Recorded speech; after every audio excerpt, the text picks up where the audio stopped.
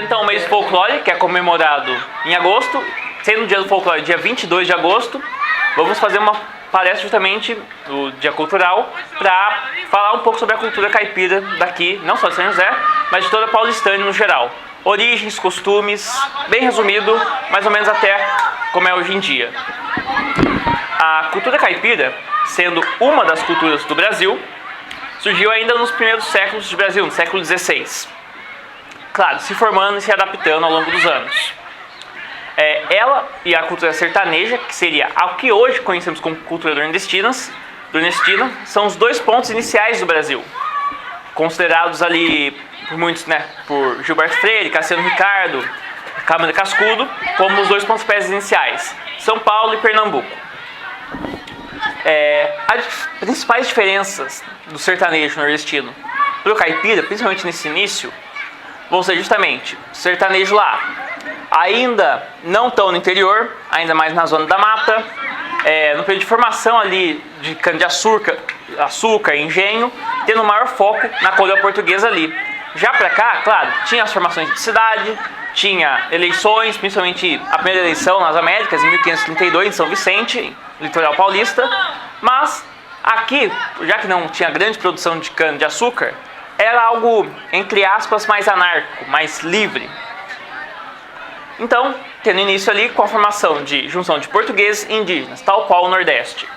O maior exemplo do Nordeste é Caramuru, com Catarina Paraguaçu, e daqui, de João Ramalho, com Bartíria, Isabel Bartíria, filha do cacique Tibiriçá, que já tratamos no último encontro.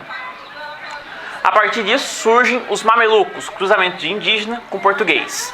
Ainda não havia influência negra nessa época, porque estavam mais focados no Nordeste, a maior parte do tráfico negreiro era lá, já que se utilizava mais mão de obra escrava indígena, mesmo tendo combatido pelos jesuítas. Então, temos dois pontos de cultura caipira aqui. O bandeiratismo, surgindo com esses primeiros portugueses que vieram para cá, que eram cristãos novos, judeus recém-convertidos ao cristianismo, também seus filhos, mamelucos, e, por outro lado, os indígenas junto com os padres jesuítas, que eram duas fontes que se conflitavam, Os bandeirantes, que não era chamado assim na época, apenas de paulistas, e as colônias jesuítas. Os assentamentos jesuítas, na verdade. Mas, apesar disso, eles vão ser extremamente importantes porque, ao longo dos anos, vão acabar se complementando. Então, como é que vai surgindo isso? Os primeiros convertidos, tanto indígenas quanto os mamelucos, eles vão viver em pequenas aldeias, feitas pelos jesuítas, tendo ali as suas pequenas eleições, feitas em praça pública. As primeiras irmandades eram as corporações de ofícios, que eram as guildas medievais portuguesas que vieram para cá, onde era ensinado o ofício realmente aos indígenas. Ofício um pouco de ferro, marcenaria, escultura, etc, etc. Daí também veio o barroco guarani. Eles faziam muitas esculturas, por exemplo, de santos, mas com características indígenas. Exemplo, existe uma imagem de São Miguel que ele usa um cocar ao invés de uma auréola. Isso é só um exemplo. Mas essa cultura vai se formando aprendendo a relação de ofício e trabalho. Obviamente, ele vai ser um homem do campo, um homem mais rústico, vai aprender o plantio. E existem muitas nuances na cultura caipira que você não consegue distinguir o que é português e o que é indígena. Eles vão aprender muita coisa que a gente não sabe hoje em dia exatamente se partiu da cultura indígena ou portuguesa. Porque apesar de muito diferentes, elas vão ter alguns aspectos até que semelhantes. Por exemplo, na culinária. Vai vir, obviamente, culinária portuguesa, só que os mesmos recursos que tinham lá, para comida, não vão ter aqui. Então você pega um prato português, só que você faz com animais ou plantas daqui. Então é algo bem homogêneo que fica. Não conseguindo distinguir o que veio da onde. Claro, por exemplo, farofa de sá veio dos indígenas, ou ensopados veio de Portugal, mas os ingredientes vão mudando. Sendo assim, tem outro, por exemplo, luta de bastão, que é uma luta que tem com os portugueses, que vem da cultura portuguesa. Mas chega aqui e tem uma luta do bastão dos indígenas. Então essa dança, luta com bastão, vai ser algo meio que eles vão ter em comum e vai se homogeneizar aqui. Ainda no século XVI, nos anos de 1500, vai ter toda a batalha por São Paulo, que a gente falou no último encontro, e assim vai se formando, eles tendo esse senso mais de unidade, porque com o princípio que já tinha em Portugal, que veio para cá, de princípio de subsidiariedade, né? Tem a família, tem o bairro, tem o município. Vai se formar muito do caipira ser algo bem bairrista. Por quê? Ele vive muito esse negócio de comunidade, vai todo mundo na mesma igreja, vai todo mundo frequentar as mesmas festas. Quando o caipira precisa construir uma casa, ele chama os vizinhos para ajudar. Quando tem algum desastre, ele precisa consertar, sei lá, a plantação dele, ele chama os vizinhos para ajudar. Quando ele vai fazer um cururu, que é um cururu, ele faz a promessa pro Santo Antônio, por exemplo, de que vai plantar uma roça e se o milho crescer firme e forte, ele vai fazer uma devoção a Santo Antônio no cururu. O milho cresce, ele planta, ele colhe, na verdade ele planta, cresce, colhe, ele chama os vizinhos para a casa dele, faz uma devoção a Santo Antônio, oferece vinho quente, oferece um monte de coisa para os vizinhos, nessa comemoração a Santo Antônio que ajudou ele no plantio, por exemplo. Então vai ser algo bem comunitário, essa ideia do caipira. Por outro lado, estou falando já do caipira assentado, né? O bandeirantismo vai ser um pouco diferente dessa parte mais jesuíta com indígena. Justamente por ele ser um mameluco, ele não vai ser tão pertencente aos seus irmãos, primos pagãos, né? Ainda, o indígena, mas ao mesmo tempo ele não é português, ele não cresceu em Portugal, muitas vezes ele nem fala português. Até 1758, quando Pombal proibiu o Iengatu, a língua geral paulista, até ele proibir isso ainda se falava muito e continuou se falando. Até que você vai em zonas do norte hoje, ainda se tem essa língua em certas localidades. Claro, já meio modificado já hoje em dia. Mas existem livros, claro, o José de Anchieta fez toda a gramática tupi, então você consegue ter toda essa documentação, ainda no século XVI. Já um pouquinho mais para frente, já no século XVII, vai ter, devido à corrida do ouro, vai começar a chegar um pouco mais de negros para cá, mas principalmente Minas Gerais. Vai ter uma influência negra maior do que aqui em São Paulo, por exemplo. Mas os bandeirantes, como eu estava falando, os mamelucos, como eles não são pertencentes nem ao negro, ele não é escravizado nem ao negro, também não é escravizado como indígena, mas também não é um português, ele não veio de Portugal, ele nunca esteve lá sequer falava português, ele vai se ver como algo diferente. Por isso que muitas vezes ele não vai se importar de escravizar outros indígenas, né, nem da tribo dele, fazer esse comércio de escravidão indígena. Apesar disso, ele também não tinha essa comunicação com os jesuítas.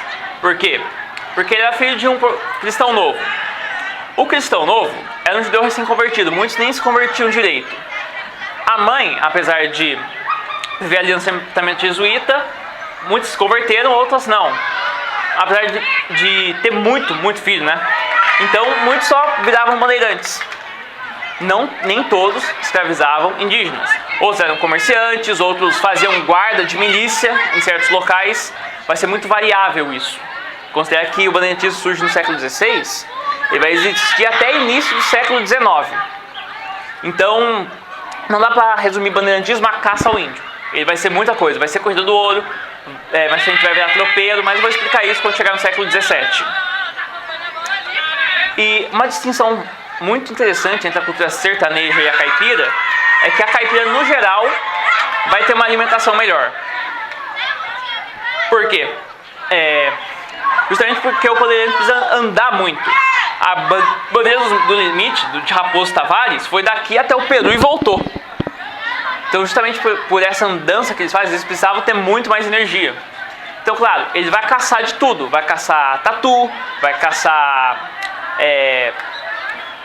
qualquer tipo de animal, tamanduá. Eles só não... Hoje em dia, pelo menos, eles não comem mais macaco.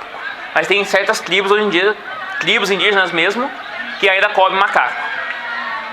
Mas vai ser bem diversificada a alimentação caipira. Claro, ele vai tanto para o oeste, para o norte, para o nordeste, quanto para o sul. É indissociável a relação da cultura caipira com as outras culturas brasileiras. Por isso que é um tanto quanto ridículo o separatismo paulista exaltar o bandeirante, sendo que o bandeirante é que forma toda essa cultura nacional, unindo ela. Vai ter bandeirante na Batalha de Guararapes, Domingos Jorge de Velho vai ajudar a combater o Quilombo dos Palmares. No norte, ele vai conquistar o norte lá também com essa bandeira dos limites. Vai para o oeste, vai para o sul, a cultura gaúcha vai influenciar a cultura caipira e vice-versa. Indo então um pouco mais agora para o sul. Quando se vai para o sul, na União Ibérica, né, quando junta Portugal e Espanha, meio que acaba os limites de onde era o quê? Na linha de Tordesilhas. Mesmo assim já não se respeitava antes, afinal, como é que você vai saber no meio do mato se você passou a linha ou não, né? Então quando você vai para o sul, essa conquista para o sul já na União Ibérica, já vai ter um pouco mais agora da influência espanhola, da influência castelhana. De outras tribos também, Guarani, Minuano, Charruas, etc. Então esse choque da cultura caipira com a gaúcha, elas vão acabar se complementando. Por exemplo, o poncho primeiramente foi usado por paulistas, devido à influência ibérica também. A influência espanhola que muito provavelmente sofreu influência muçulmana. E também já se usava poncho aqui, só que aqui eu digo na América. Lá no Peru, Bolívia, se usava poncho pelos ameríndios. Então meio que uma coisa complementou a outra.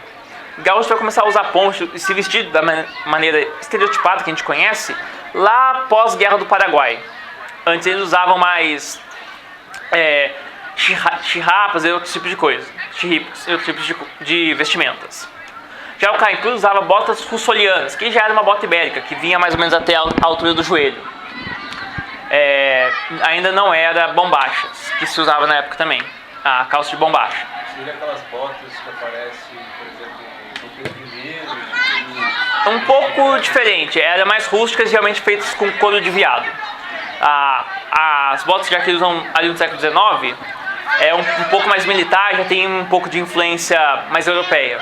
Europeia que eu digo mais napoleônica, também esse tipo de coisa, já algo mais moderno. Mas no interior ainda se usava bastante. Você pega pinturas de Debré da época, tem bastante dessas botas.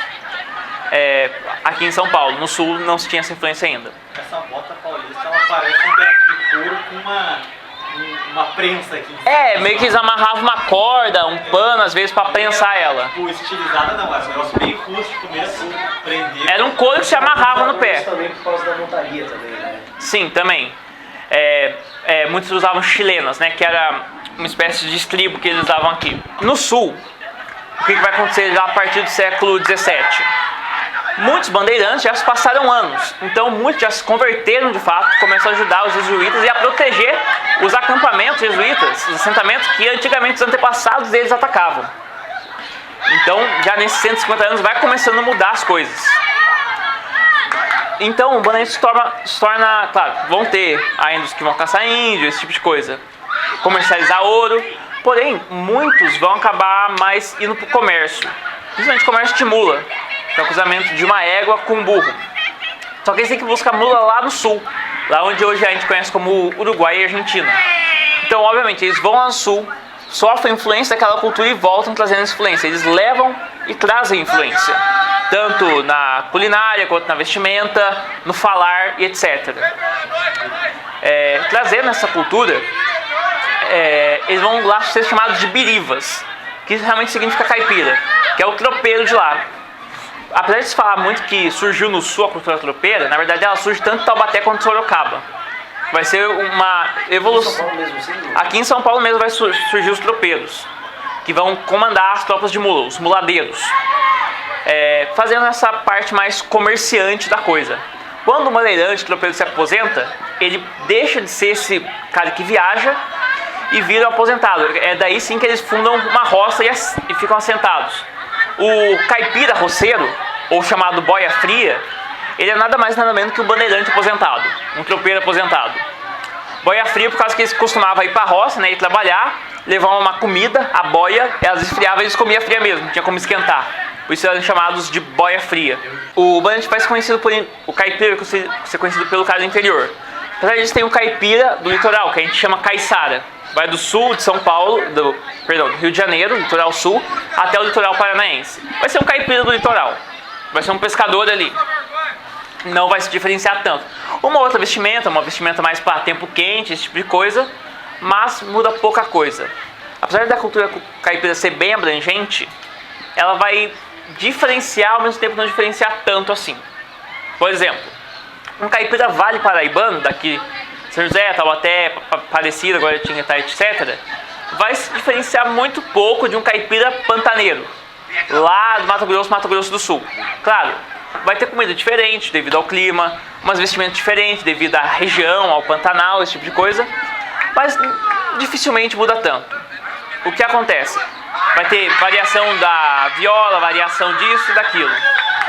Mas o grosso, a essência, tudo parte justamente daquele bandeirante lá de São Paulo do século XVI. A mesma coisa se deve aos sertanejos, aos caboclos e aos gaúchos. Eles partem de uma mesma premissa. Apesar disso, a Paulistânia, que se entende por Paulistânia, vai ser o antigo território de São Paulo e São Vicente, que abrange São Paulo, Minas Gerais, interior, até mesmo interior fluminense, capixaba, todo o centro-oeste, parte Tocantins, parte Rondônia, parte do Paraná e resquícios Santa Catarina e Rio Grande do Sul. Já ali, e no agora 17, 18, vai ter agora sim maior influência negra, justamente devido ao ciclo do ouro, mas o grosso da cultura negra vem para cá no século XIX, principalmente Vale do Paraíba, região de Campinas, devido ao plantio de café e algodão. Então, o que vai ter de influência negra já? Muitas das músicas vão ser influência negra, principalmente parte mais percussiva, como batuque, batidão caipira, outros falares. Falando no falar, na língua, o R retroflexo vai ser bem típico da cultura caipira. Carne, verva, pórvora, esse tipo de coisa. Por quê? Por causa da influência do indígena. Ele tem esse R retroflexo. Então é que esse R você vai encontrar até mesmo no Paraguai, devido da influência guarani. Vai ter muito esse ar, né? Depois a gente fala mais abertamente do que os portugueses. Existe uma falsa analogia que fazem, que esse R viria dos imigrantes americanos no século XIX que vieram fugido lá da guerra. O que não faz sentido. Apesar deles virem para cá, fundar as cidades americanas, esse R já existia antes. É uma influência muito pífia, muito pequena para se dizer que essa influência é do R estadunidense, do R inglês, anglo-saxão. Vieram muito pouco. Apesar de fundar cidade, coisa e tal, é algo esdrúxulo se comparado a toda a formação da cultura caipira. Já ali no século XIX, já no Império, você já vai ter esse contraste de urbanização com cultura caipira. Até que o primeiro quadrinho, primeira história em quadrinhos brasileiros, vai ser de um mineiro que vai para o Rio de Janeiro e tem esse contraste do urbano com o interior. Agora, chegando ali já na virada do século XIX para o XX, o caipira vai começar a se urbanizar um pouquinho mais. Já ali no 1929, Cornélio Pires, que vai ser um folclorista da cultura caipira, ele vai querer trazer o caipira para o rádio, que era uma tecnologia que estava surgindo na época. Porém, o produtor da época, ele não queria, porque para ele era coisa de redneck, hillbilly brasileiro. Então ele mesmo bancou do próprio bolso para gravar as primeiras modinhas caipira em 29. Então a gente vai ter já 1929. 1929. Uhum. 1829. Não, 1929. Então, Getúlio sobe poder em 30. Então vai ter já essa cultura caipira indo para a cidade. Só que o que acontece? Muitos que estavam na cidade vão ser filhos de pessoas que eram caipiras. Então, obviamente, um escuta essa música. A música caipira era um dos discos que mais vendia no século XX. O que mais vendia no século XX era justamente Tonico Tinoco, por exemplo. Então, claro, a música caipira não dá tempo de falar de tudo aqui. Ela vai ser uma das mais diversas que existe no geral. Vai ter os primeiros ritmos: Santa Cruz, Cateretê, que inclusive dizem ser criado por São José de Anchieta para educar os indígenas. É um dos primeiros ritmos. Cururu, moda de viola, moda campeira, moda rancheira. Pagode de viola, mas aí já é a segunda geração da cultura caipira. Segunda geração? Segunda geração eu considero a partir do momento que começou a gravar. Começou a gravar 29, então vão ter 4, 5 gerações. É que vai ter também muita influência mexicana na época, esse tipo de coisa. Vamos chegar lá. Enfim, Guarani, etc. Guarani, rasqueado, polca, vai vir do Paraguai, pós-guerra do Paraguai. Por quê? Porque ali no século XIX, o tropeiro, muitos viram boiadeiros. Agora, não sendo a viagem para o sul, sudeste, agora é do sudeste para o centro-oeste. Então, Triângulo Mineiro, Oeste Paulista, Norte do Paraná, vão ter muitos boiadeiros que vão até o Paraguai, Centro-Oeste, Goiás, etc. Ter essa influência mais do bovino, coisa que já era mais forte no Nordeste e Norte. Sempre teve essa influência desde o século XVI lá. Aqui veio um pouquinho depois. Mas enfim, a cultura boiadeira vai se manter forte até os anos 80, que vai vir mais influência caminhoneira, né? Por causa de construção de estrada, coisa e tal. Então pode-se dizer que foi bandeirante, tropeiro, boiadeiro, caminhoneiro. Mais ou menos essa evolução da cultura caipira, assim, no geral. Tem uma música, inclusive, que fala sobre isso, chama Caminhoneiro. E o tropeiro, apesar de existir hoje em dia, foi forte até ali os anos 30, mais ou menos. Continua existindo, porém bem mais fraco, bem mais minado. Devido à tecnologia, à evolução das coisas, obviamente. É uma evolução do bandeirantismo, é o cara que viaja, que faz transporte, que faz comércio, que leva... é o comerciante que vai de um lugar para o outro e faz essas influências, esse intercâmbio cultural no Brasil. Tanto é que, como eu estava dizendo, a cultura de bairro, os caipiras que cantam sobre essa cultura de bairro, ele no século XX, XIX já, vai entender que foi da família para o bairro, para o município, para o Brasil no geral. Ele vai fazer esses cânticos, que ele é um trovador. O caipira, o gaúcho, o sertanejo no geral, é um trovador que canta as conquistas, como os medievais cantavam dos cavaleiros, aqui eles cantam a conquista da nação. Vai ter música sobre bandeirantismo, sobre guerras, etc e tal. Tem várias músicas, na verdade, que vão passando de estado por estado, falando da riqueza de cada estado contribui para o Brasil. Então, como está falando, essas variações, tem vários tipos de viola, caipira de coxo, de cumbuca, a viola tropeira, a viola de pinha, a viola padrão, a viola paulista, a viola geraizeira, de cumbi, etc, etc. Não vou me adentrar em cada uma delas. Um dia talvez faça uma peça só sobre a música caipira em específico. Então, já ali no século XX, com essa urbanização, São Paulo capital, que um dia foi o ponto inicial da cultura caipira, ela vai ser justamente a destruidora dela. Todo caipira que vai para São Paulo vai perder na sua identidade, vai ser muito falado disso na segunda geração de música caipira, que ele vai perdendo essa identidade para viver as coisas da capital. Mas por que isso ocorre? Já ali nos anos 30, 40, 50, já com essa urbanização, que já começa a acontecer, você começa a perceber isso nas músicas, principalmente. A primeira geração de música caipira é de 29 até os anos 50. A questão você teve 30 anos ali, principalmente só de música caipira, que vai começando já a enjoar um pouco na época. Por quê? Vai falar sempre do campo, sempre, claro, temas abrangentes, batalhas, história do Brasil, coisa e tal. Só que precisa de uma renovação na época, que vem justamente com o Tião Carreiro Pardinho e um outro mestre lá que eu não lembro o nome agora, que ele ajudou a compor o pagode de viola. O que vai ser o pagode? Vai ser a junção de várias músicas caipiras em uma só. Enquanto o violão vai ser influência flamenca, né, um pouco de rumba ali, que faz o cipó preto, o pagode a viola faz o pagode. Que vai ser justamente um ritmo mais para os jovens ali, algo mais agitado, mais animado, que vai ser influente ali dos anos 60 aos anos 70, início dos anos 80. Vai ter esse reavivamento da segunda geração de música caipira, que agora vai falar das saudades do campo, por causa que justamente a cidade está se degenerando ali com a urbanização. Vai falar muito saudades da minha terra, vai falar sobre isso, vai ter várias músicas falando só sobre isso. Do cara que cresceu no campo, foi para a cidade e sente saudades do interior. Falando do interior agora, dessas influências que tinha, vai ter muitas brincadeiras de criança, coisa e tal, como futebol de meia, esse tipo de coisa. Isso vai se perdendo também. Por quê? Porque no meio do século XX, com a urbanização, o caipira que tinha uma alimentação saudável, não tinha muitos bens materiais, mas tinha uma boa alimentação, um bom cuidado com o corpo, afinal ele trabalhava com o corpo, ele vai se sedentarizar, ele vai ter menos alimentação, porque vai ter mais produtos para consumir. E, por exemplo, vai falar muito da música da mulher que quer comprar maquiagem. Isso é um gasto a mais.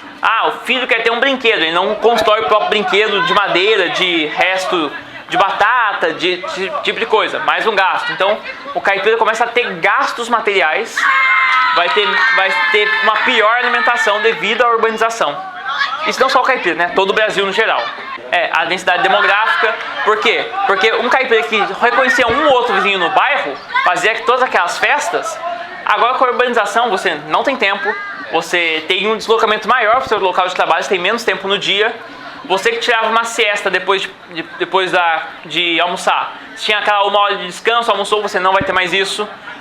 O caipira vai ter essa fama de preguiçoso, só que o caipira é muito lazer. Então o trabalho é o lazer. Ele pesca, é o lazer dele, mas também ele come o que ele pesca.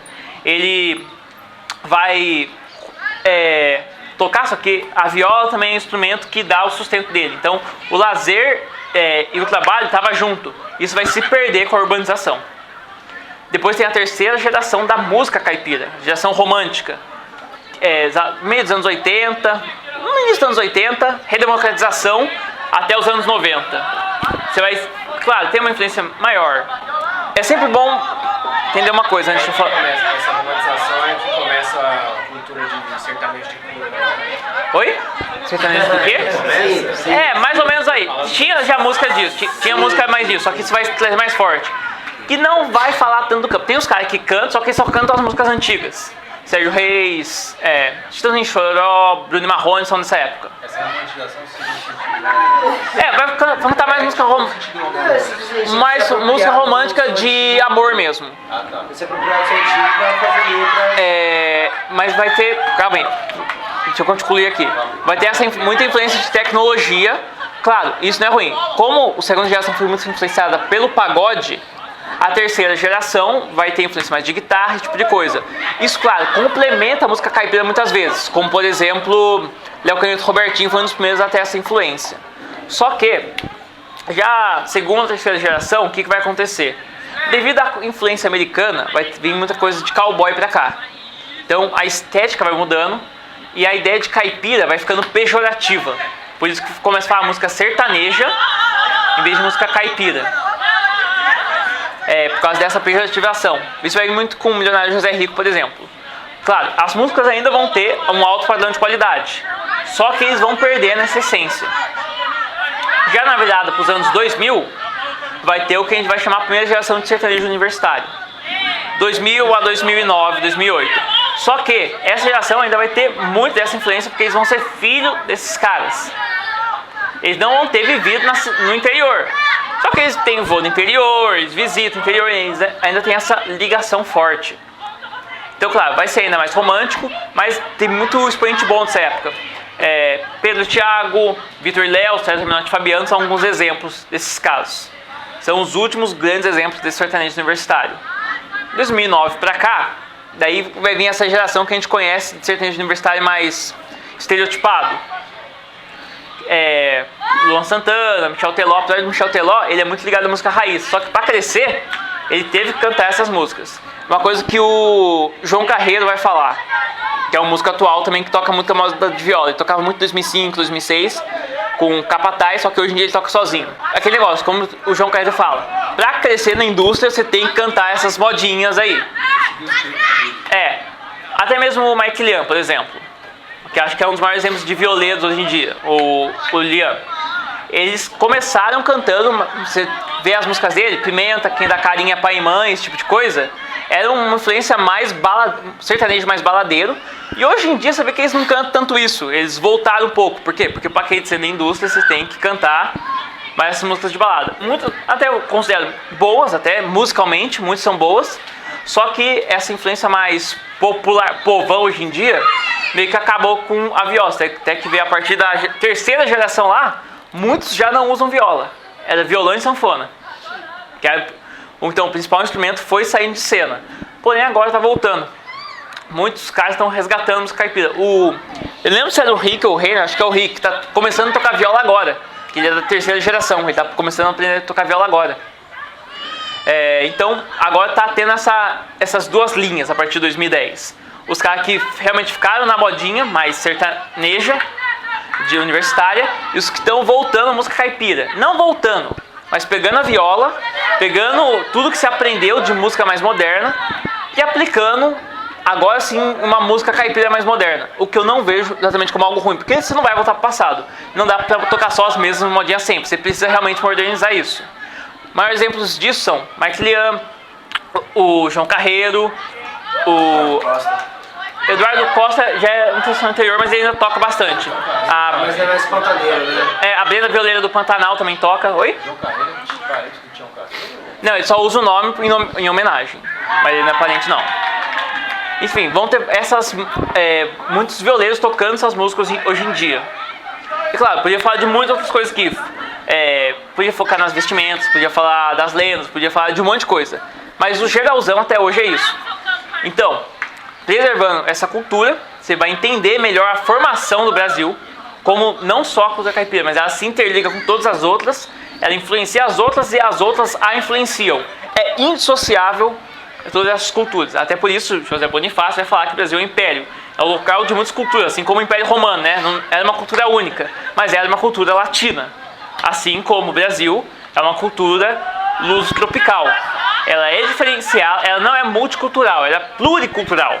Todos vão ter base lusitanas, ibéricas no geral, tupi-guaranis e banto-sudanesas, que vão se complementar com outras. O italiano vai ser a caipirá, basicamente. O Mazzaropi é descendente italiano, Tonico Tinoco também.